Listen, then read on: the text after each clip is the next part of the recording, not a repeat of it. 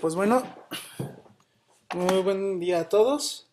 Les voy a presentar el siguiente tutorial para Photoshop, como una introducción para quienes no están familiarizados con esto y presenten algunas dudas al momento de desplazarse con la interfaz para antes de ilustrar. Ahora, si bien ilustrar en Photoshop viene a ser prácticamente lo mismo a como si estuvieras ilustrando en una hoja de papel. Sin embargo, muchos están preguntando por qué, si eres de las personas que inicia con su trabajo en esta interfaz, se preguntarán muchos por qué no funcionan algunos de los elementos del dibujo que suelen aplicar. Esto se debe a que tienes que adaptarlos acorde a la interfaz. Bueno, primero que nada, tenemos la hoja ya elegida, el tamaño carta. Si es tu primera vez con el programa y no estás muy seguro de que tu dibujo sea precisamente el mejor al momento de que te pases o te comas algún espacio directamente al momento de pintar, como primera sugerencia que se hace es que te vayas a las barras de menús y vayas aplicando capas en caso de que no te sientas con la seguridad suficiente para comenzar a trabajar. Las capas se añaden con el siguiente botón. Este botón de aquí abajo que ven, como verán ya salió el letrero que es para crear una nueva capa para que puedas trabajar sobre ellas sin ningún problema. Ahora, algo que puede comúnmente pasar es que muchas de las personas al momento de trabajar con Photoshop no saben que quieren pintar una ilustración o hacer un dibujo pequeño, realmente no saben qué brocha elegir. Para cuestiones de artísticas, si deseas hacer algo más en forma, se te recomiendan utilizar dos pinceles o brochas. Las brochas vienen marcadas de esta manera. Esta ilustración te va a indicar cómo va a trazar la brocha, cómo va a trazar a la hora de que pintes sobre ella. De preferencia, hay varios estilos. Prácticamente depende mucho de lo que se vaya a pintar. Como podrán ver, inclusive aquí, hay una brocha que se especializa para crear efectos de pasto, inclusive de hojas. Como dije antes, la interfaz de Photoshop te puede permitir agregar ciertos efectos que te pueden ser de mucha utilidad, de manera que no puedas utilizar en la manera de que dibujas a mano alzada. Ahora, puedes estarte preguntando con qué pincel me recomiendas pintar primero. Pues bueno, aplica aquí la misma regla que cuando se utilizan los lápices de graduaciones de H y B. Para los detalles empiezas con un lápiz de tipo duro, y para lo que vienen siendo las sombras y detalles ya más finos, se utilizaría el pincel más suave, el lápiz B. Para que se den una idea, esta brocha, que voy a marcar enseguida, esta es la brocha dura. Con esta brocha, dejen aumento un poco el tamaño y la opacidad. Con esta brocha, también controlamos el tamaño con este botón, dependiendo de lo que queremos pintar. Con esta brocha, la dura, lo que puedes hacer es que tu trazo va a ser más marcado. Observen. Como podrán ver, el trazo es mucho más marcado. Y esto se recomienda para cuando se quiere realizar una pintura más sólida del detalle que estás realizando en su momento. Ahora, si bien quieres hacerlo para sombras, este por lo general es el pincel más básico. Y mucha gente a veces utiliza varios pinceles y no tienen idea de cómo mezclarlos. Ahora, para la parte de si quieres probar el detalle más fino, vamos a ver cómo funciona el pincel suave. Como pueden ver, el pincel suave, si lo acerco más, si aumentamos el tamaño de la hoja, como podremos observar, si ven el trazo, pueden observar que parece como si estuviera lanzándose una especie de aerosol, como si estuvieras pintando con aerosol. Así es como surge la manera en que se pinta con el pincel suave. Como pudimos observar en su paleta, esto indica los residuos, la manera en la que se va a seguir el trazo al momento de establecerse la pintura. Y pues bueno, con sabiendo estas dos cosas básicas, ya podemos empezar a tratar de hacer una ilustración. Pues bueno, antes vamos a empezar con una ilustración a blanco y negro. Para lo siguiente, primero vamos a borrar todo esto. Si están usando su tableta pueden cambiar fácilmente de borrador, tan solo dándole la vuelta al lápiz. Bueno, primero lo que nada, desaparecemos esto que salió en esta capa y volvemos a su tamaño original. Ahora, si bien quieres empezar a pintar algo en blanco y negro, pues existe lo siguiente, hay una recomendación para empezar a realizar la obra. Primero que nada, por lo general se trabajan con 4 valores de una paleta de color. En este caso, en escala de grises. Muy bien, en este lado, ahorita les voy a demostrar para que va a funcionar. Podemos abrir inclusive un archivo nuevo si lo desean para lo siguiente. Primero que nada vamos a elegir 4 valores de la escala de grises para poder realizar una ilustración muy pequeña. Para poder cambiar la escala de grises del color, se coloca en esta casilla, se le hace clic y como podrán ver aquí aparece la escala de color. Y esta le pertenece, este lado, el correspondiente, es para la escala de grises. En este tú vas a seleccionar los tonos que tú desees de acuerdo al tipo de dibujo que tú deseas armar. Se recomienda que se agarre del más claro al más oscuro. Y los otros dos colores que van en este intermedio, en esta parte intermedia, deben ir un color que se vaya acercando a la parte más sombreada. Ahora, lo primero que vamos a hacer, si queremos, vamos a elegir este tono como nuestro tono más brillante o nuestro tono más claro. Vamos a cambiar de brocha primero. Ahora sí. Ahora sí. Vamos a pintar sobre nuestro tono, que este es nuestro tono más claro. Ahora vamos a darle aquí abajo para seleccionar nuestro tono más oscuro. Puede ser este. Digamos que este es nuestro tono más oscuro. Y aquí está el tono más oscuro. Y vamos a seleccionar los tonos que van intermedios para que lo hagamos más fácil, de que no tengamos que estar buscando el tono original.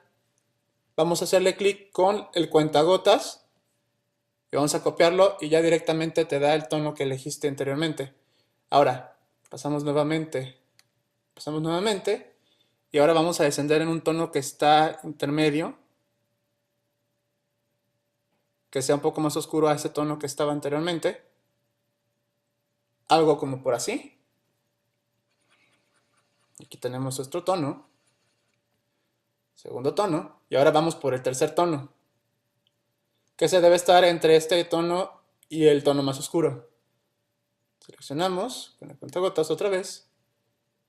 Aquí.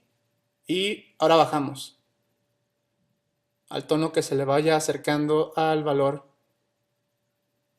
que se está presentando. Ok. Creo que con este. Pueden notar que los tonos se van definiendo. Bueno, se preguntarán que por qué se eligen estos 4 tonos. Estos 4 tonos se deben de elegir para marcar los detalles del dibujo en pautas. Ahora, vamos a pasar a hacer una ilustración muy simple. No voy a meterme por en detalles con esta introducción. Vamos a elegir de esta paleta, podemos estarla activando constantemente para poder ir creando algo muy simple. Pues bien, comencemos. Para ello, vamos a crear una nueva capa. Esta la vamos a activar y desactivar. Las capas se desactivan y desactivan en este lado, donde está el ojito, para en caso de que lo puedan poner. También se sugiere que puedan hacer un método de división de pantalla con el mismo programa. Dado que no tengo activada la opción, no daremos uso de esto. Pues bien, ahora vamos a realizar una pequeña ilustración muy simple para comenzar a ver cómo funcionan los 4 tonos. Vamos a rotar la imagen primero y ya. Pues bien, comenzamos. Antes de continuar, algo que puede funcionarte en caso de que no hayas trabajado con la interfaz, de que se habrán dado cuenta que aquí hay 2 casillas que están activadas. Esta casilla que está junto a la transparencia o la opacidad es que funciona acorde a la presión de la tableta. Se va a controlar la opacidad según le des presión a la tableta con la pluma. Este botón también te permitirá controlar el tamaño conforme hagas la presión. Esto se recomienda de manera para que tu trazo pues sea un poquito más fluido y también te pueda ayudar de alguna manera a la hora de estar pintando. Esto a la larga sí funciona para cuando se pretenda realizar detalles mucho mayores. Incluso puedes observarlo, observen. Como podrán ver, esto es porque estoy controlando la presión, no es tan fuerte, es algo leve. Ni siquiera se difuminan, tendría que pintar algo más intenso para que se mezcle por completo. Ahora que ya vimos esto, podemos conseguir. Pues bueno, para comenzar con esto, dejen aplicar el borrador. Ok, ya está. Para comenzar con esto, vamos a utilizar la tabla de los colores. Vamos a poner, por ejemplo, que este es nuestro cielo. Vamos a hacer selección con el cuentagotas de esa parte. Cambiamos otra vez. Y ahora vamos a pintar con el bote de pintura para que sea un poco más fácil y si te dificulta un poco a la hora de estar poniendo las partes de lo que son las secciones de tu dibujo, puedes utilizar esto para pintar el cielo. Mira, se cargó el cielo, ya está pintado. Ahora, vamos a pasar a hacer, por ejemplo, un suelo. Okay. Ahora volvemos a activar nuestra capa. Se van a desaparecer. Para en caso de que les pase esto, simplemente suban esta capa o desaparezcanla, súbanla para que puedan encontrar el dato en caso de que se les pierda, o desactívenla si lo vean necesario. Ahora seleccionamos la herramienta del cuentagotas nuevamente y vamos a hacer selección de la parte que vamos a querer. En este caso, okay. Este es el segundo tono, que es nuestro tono más claro. Y ahora, por ejemplo, se me ocurre, no sé, hacer una especie de suelo, como dije antes. Ya vamos a otra capa. En caso de que tengan miedo de que se les pierda detalle o se coman una parte al momento de aplicarlo, pueden utilizar las capas como una buena herramienta de ayuda. Ahora, vamos a crear, por ejemplo, un suelo con ese tono que acabo de colocar.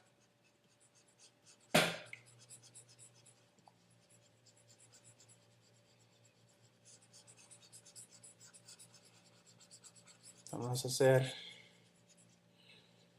no sé,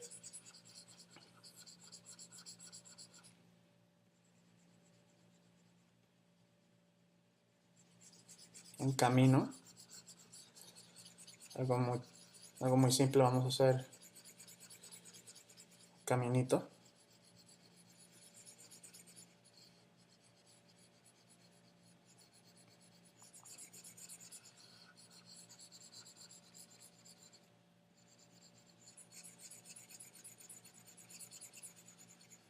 No se preocupen si su trazo sale algo disparejo. Con la práctica se va a ir mejorando el trazo de esta manera. Okay. Vamos a hacerlo más que se pueda del camino, así. Por ejemplo. Esto es un dibujo improvisado, así que si tú deseas hacer algo con mucha mayor forma, puedes también utilizar una referencia de lo que deseas realizar. Así que no se preocupen por esta parte. Bien, tenemos por ejemplo este camino de tierra. Y queremos ahora ¿qué haremos? Pues no sé. Vamos ahora a utilizar que se vea un poco más lejano, para que se vea un poco más lejano. Podemos utilizar podemos utilizar ahora, ya que terminamos esta parte, abrimos otra capa y en esa misma capa ahora vamos a seleccionar otra vez ahora el tono que le corresponde, que es este tercero. Bien, con este vamos a hacer, por ejemplo, una montaña. Una montaña. Para la siguiente parte, vamos empezando. Ahora vamos a hacer unas, no sé, hagamos algo como por así.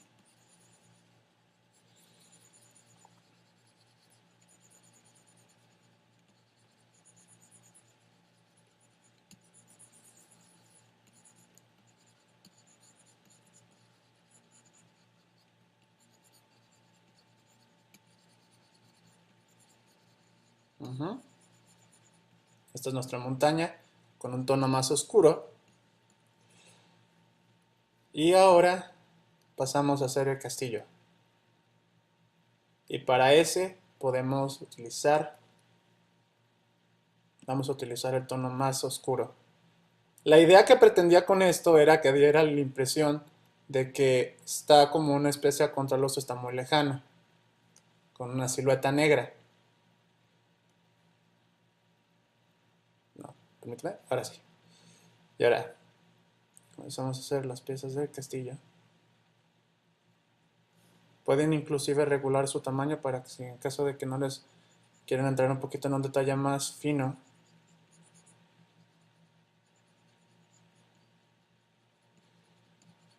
Bien, podemos decir que ya nuestro castillo está listo.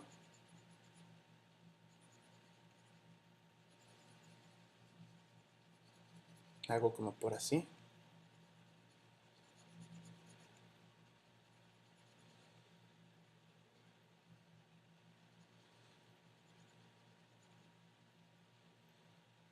Algo muy simplón así. Y ya tenemos nuestro dibujo de castillo. Este es un dibujo muy simple. Ahora, pero quedaron algunos detalles ahí de imprevisto, pero también pueden corregirse. Como dije, si tenían miedo de comerse o hubiera un detalle, pueden pasar directamente a la capa que le corresponde y ya nada más te dedicas simplemente a arreglar los espacios que corresponden a esto, inclusive llenar los huecos que le faltan. Y esto te lo facilitará mucho. Ahora, también depende de los elementos. Muchos estarán preguntando y cuando de repente dibujan con las capas, pueden decir, ¿por qué mi castillo sale más adelante la montaña de la tierra si se supone que hay una división?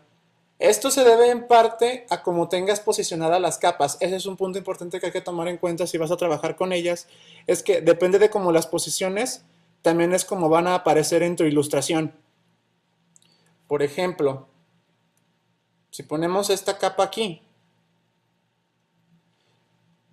el castillo va a taparle este pedazo a la capa y puede parecer que allá hay una transición entre la montaña y la cima del castillo. Esto depende mucho de cómo ordenes los elementos. Por lo general hay gente que se confunde y puede pasarte que te desesperes y digas, ¿por qué no salió? Simplemente, si tú ves que está un poco desordenado o no queda conforme a lo que tú estás buscando, simplemente consiste en reorganizar el orden en que están las capas. Si quieres que esté al frente el elemento, que el elemento que destaque sobre otro, simplemente lo arrastras, este elemento que está abajo, lo arrastras arriba de la capa anterior y como ven desaparece, pero no queremos que el suelo desaparezca. Queremos que el suelo se vea, entonces tenemos que pasar el suelo donde estaba originalmente y ya con esto se van posicionando correctamente los elementos. Es cuestión de que tú establezcas cómo deseas ver la imagen. Ahora, muchos se preguntan de por qué, puede estarse preguntando de que si es necesario, si en el dibujo es necesario el delineado. Bien, sí se puede delinear con la brocha, como a modo de lápiz, puedes delinear y establecer tu dibujo. Puedes dibujar normalmente también, como lo harías con un lápiz de dibujo. Simplemente es cuestión de bajarle los valores. Podemos dibujar inclusive, mira, podemos dibujar, no sé, un sol, algo así. También puedes dibujar con las líneas del lápiz. Simplemente bajas el tamaño del pincel.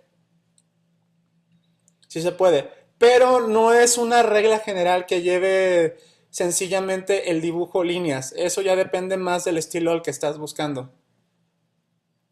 Pues bueno, esto es lo básico que se tiene que entender un poquito. En base a los cuatro con la escala de colores se van a estar trabajando algunos de los siguientes tutoriales. También esto aplica en el color. Ahora, en el siguiente tutorial vamos a trabajar un poquito más a fondo cómo utilizar mejor estas herramientas sobre la opacidad y sobre el punto de presión. Estas herramientas funcionan mucho mejor en unas versiones más avanzadas de Photoshop. Por lo tanto, si tienen una versión anterior y se preguntan que por qué estoy realizando ciertos movimientos, simplemente tiene que ver por esto.